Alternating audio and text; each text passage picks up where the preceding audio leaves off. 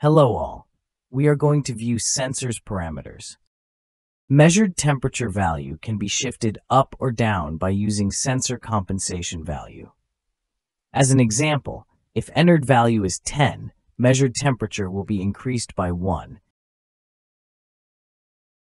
Actual temperature internal value can be sent cyclically or cyclically and by change of measured temperature. Temperature value can be received from an external temperature sensor directly or partially according to selected percentage. Measured humidity value can be shifted up or down by using sensor compensation value. Humidity. Internal value can be sent cyclically or cyclically and by change of measured humidity. Humidity value can be received from an external humidity sensor directly or partially according to selected percentage.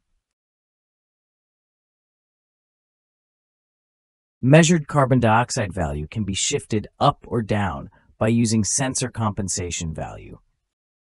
Carbon dioxide internal value can be sent cyclically or cyclically and by change of measured carbon dioxide.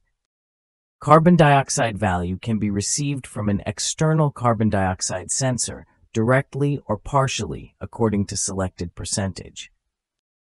Eclipse push button can define 3 states according to measured carbon dioxide value for air quality. These are good below threshold 1, satisfactory between threshold 1 and 2, poor above threshold 2. Thresholds can be selected as default or user can define the thresholds.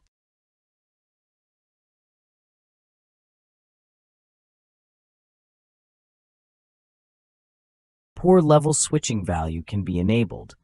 Object will send air quality is poor, alarm when measured carbon dioxide value is higher than threshold 2. Object value can be inverted.